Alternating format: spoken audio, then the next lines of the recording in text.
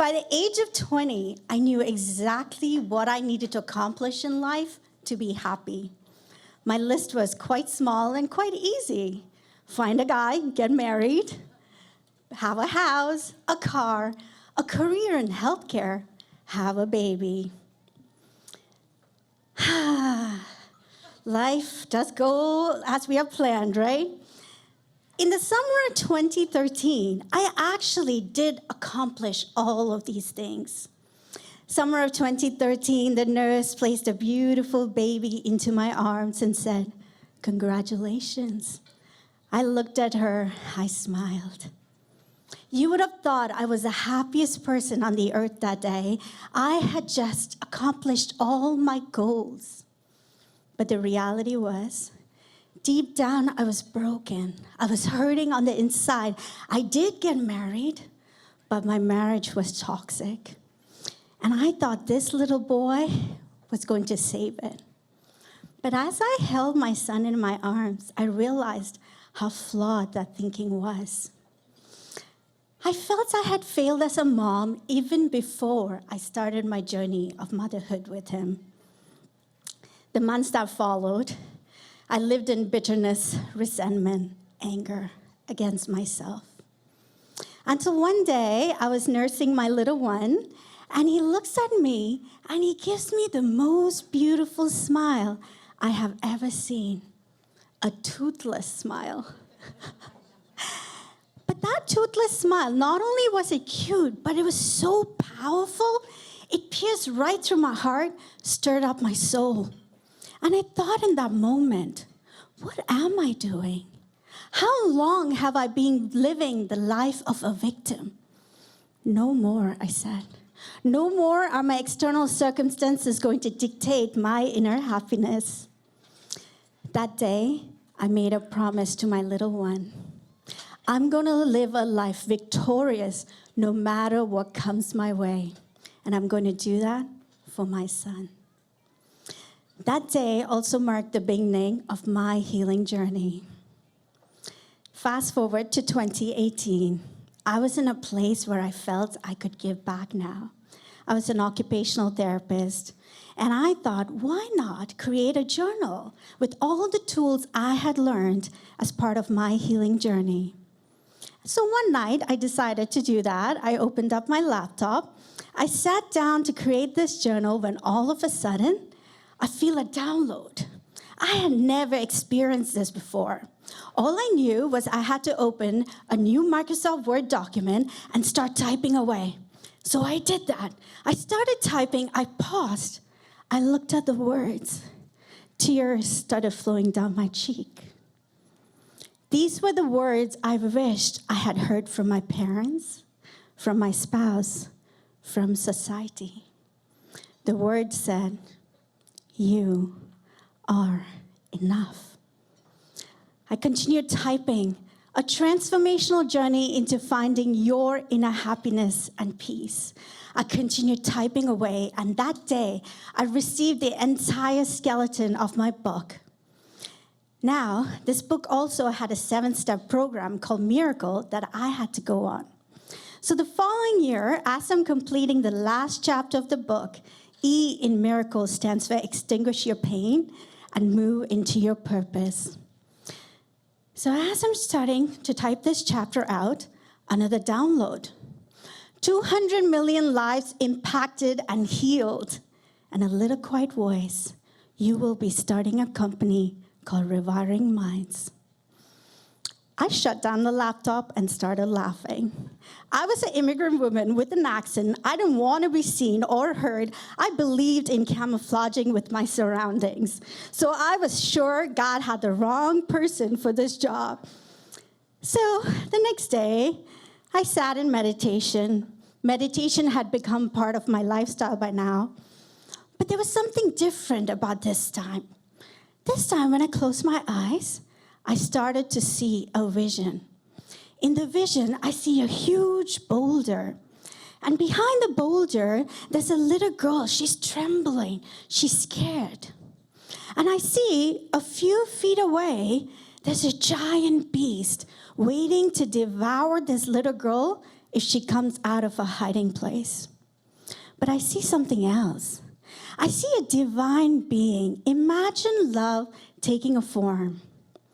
This divine being goes to the little girl, brings her out from a hiding place, and gives her a sword.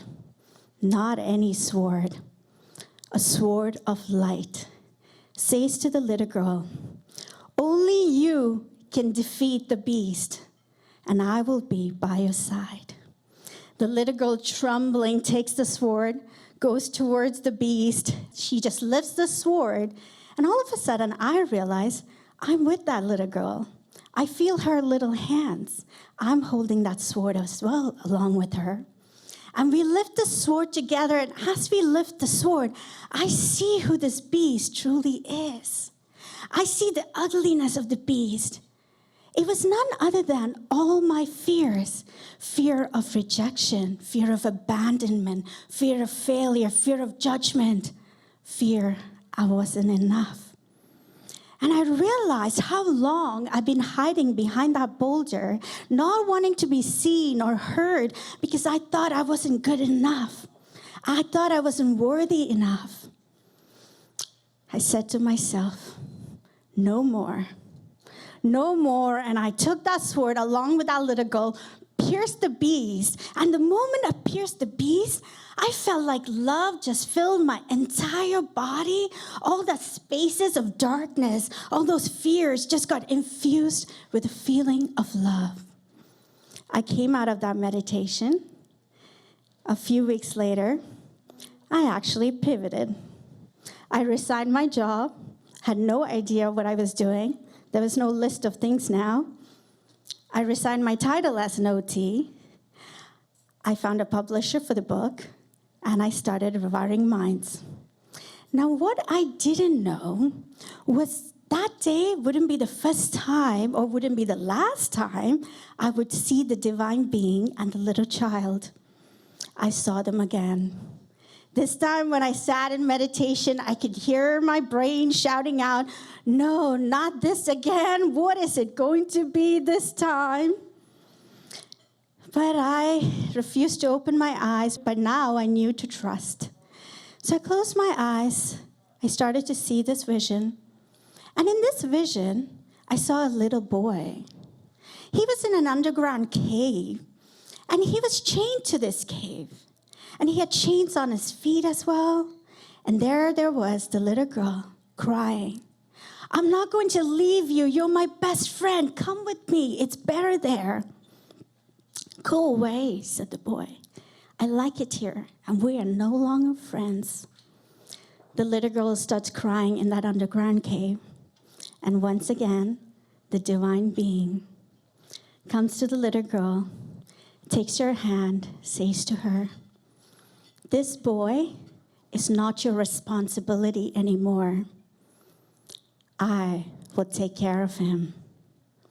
Takes the little girl up the steps, out of the cave, into the light. When I came out of that meditation, I realized how long or how many years I wasted thinking healing was about taking care of others, about rescuing others. But what I realized, healing is about saving yourself first. That day, I came out of the meditation and I knew what I needed to do. I got to get out of my marriage, which I never had the courage to do. And I got to get out of it not feeling guilty. That was the big one. And as I was going through the divorce process this time, I remembered my son and how I wanted to be the best mom for him. I remembered how I am not going to be the reason he's going to be struggling in life. So once again, something happened during this pivot. Another book. A book for kids whose parents are going through divorce. So they can understand that they are loved, that this divorce or any divorce is not their fault. And so I got my next download, and I ended up publishing a book, which first helped my son, and later now helps a lot of other kids whose families are going through divorce. You see, pivoting taught me that pivots in our life is not there to destroy us. It is there in our life so we can step into who we truly are. That is what pivot is all about. Pivot shows us that we are enough. We are all valuable, and we are here with a divine purpose. So I want to leave you with this. Where in your life today are you being called to pivot? Are you stuck in fear? Or are you ready to step into your greatness? Only you can make that choice. Thank you.